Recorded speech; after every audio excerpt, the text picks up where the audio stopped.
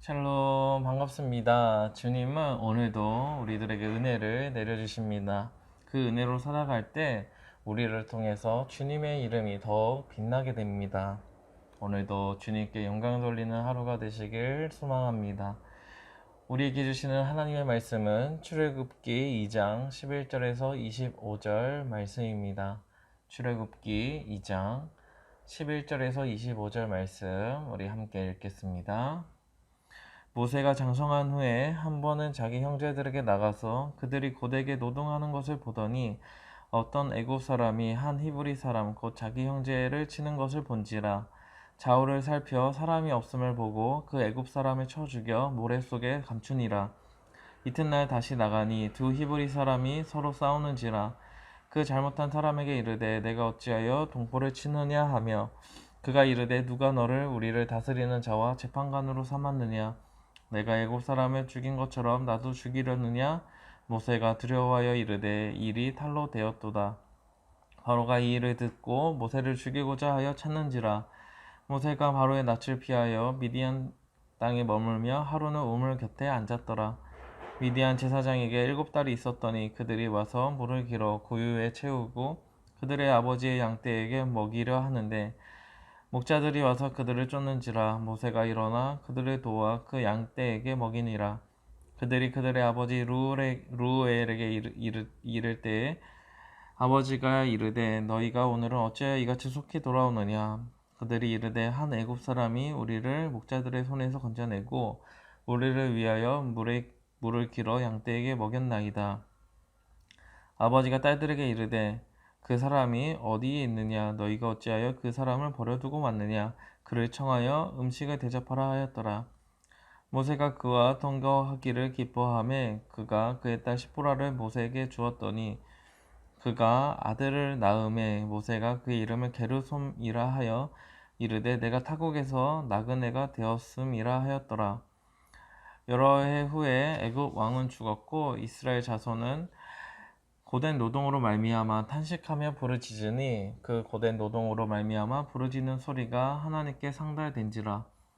하나님이 그들의 고통 소리를 들으시고 하나님이 아브라함과 이삭과 야곱에게 세운 그의 언약을 기억하사 하나님이 이스라엘 자손을 돌보셨고 하나님이 그들을 기억하셨더라.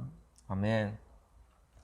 하나님의 은혜와 평강이 오늘 하루도 우리 성도님들에게 함께 하시길 소망합니다.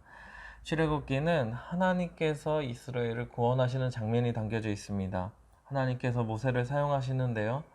모세는 지금 이제 장성해서 40살, 40살이 되었을 때입니다. 애굽에서 자라고 많은 공부를 했을 것입니다.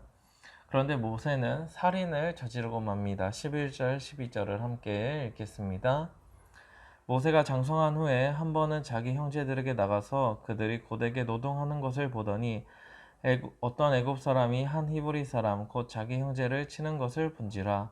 좌우를 살펴 사람이 없음을 보고 그 애굽 사람을 쳐 죽여 모래 속에 감추니라. 지금 히브리 사람들, 이스라엘 백성들은 종살이를 하고 있습니다. 애굽 사람들은 히브리 사람들을 아마도 괴롭혔던 것 같습니다. 그 모습을 본 모세는 사람을 죽이고 맙니다. 그런데 우리는 모세가 갑자기 화가 나서 순간적으로 죽인 것으로 알고 있지만 사실 의도적으로 죽인 표현이 등장합니다. 좌우에 사람이 없는 것을 보고 난 다음에 애굽 사람을 죽이고 모래 속에 감추기까지 합니다. 의도적으로 또 계획적으로 살인을 한 것입니다. 아무도 모른다고 생각했지만 다음날 히브리 사람들끼리 싸우는 것을 보고 말리고자 할 때 사람들의 입을 통해 모세가 사람을 죽였다는 것을 들통났다고 이제 생각하게 됩니다. 그리고 이 소문은 바로 왕까지 들리게 되고 모세를 죽이고자 했고 모세는 애굽에서 도망을 쳐서 미디안 광야로 향하게 됩니다. 미디안 광야에서 우물가에 있을 때에 미디안 제사장의 7딸을 도와주게 되고 그 제사장의 딸 십보라를 모세에게 주어서 결혼을 하게 됩니다. 모세는 그곳에 정착하게 되었고 자녀를 낳고 살아가게 됩니다. 과연 하나님은 모세를 사용하실까요? 우리는 훗날의 이야기를 잘 알고 있지만 모세의 모습을 보면 과연 하나님께 사용하실 만한 자격이 있을까? 이러한 생각을 하게 됩니다. 사람을 죽이기까지 했고 도망자 생활을 하다가 지금은 미디안이라는 곳에서 살아가고 있기 때문입니다. 하나님께서 모세를 사용하셔서 이스라엘을 구원하시려고 했다면 지금 40살이 된 모세가 강한 힘을 갖게 해주셨으면 좋지 않았을까요? 살인사건에 휘말리기보다 정치적인 권력을 갖게 하고 군사적인 힘을 기르게 하는 것입니다. 그렇다면 모세는 강한 힘과 정치적인 권력을 통해서 이스라엘 백성들을 구원해 내기가 한결 수월했을 것입니다. 하지만 모세는 살인을 저지르고 말았고 한마디로 자천이 되고 말았습니다. 힘은 사라졌고 애국 왕자로서 가지고 있던 그 권력마저도 물거품이 되었습니다. 도저히 모세의 능력으로는 이스라엘을 출애굽시킬 것으로 보여지지 않고 있습니다. 하지만 하나님께서는 언약을 기억하고 계셨습니다. 24절, 25절을 함께 읽겠습니다. 하나님이 그들의 고통 소리를 들으시고 하나님이 아브라함과 이삭과 야곱에게 세운 그의 언약을 기억하사 하나님이 이스라엘 자손을 돌보셨고 하나님이 그들을 기억하셨더라. 아멘. 사랑하는 성도 여러분, 우리의 삶 가운데서도 하나님의 구원이 필요할 때가 있습니다. 어려움 속에서, 아픔 속에서, 그 고통 속에서 우리를 건져주시길 바라고 살려주시기를 기도할 때가 있습니다. 그때 우리가 믿어야 될 것은 무엇입니까? 바로 약속입니다.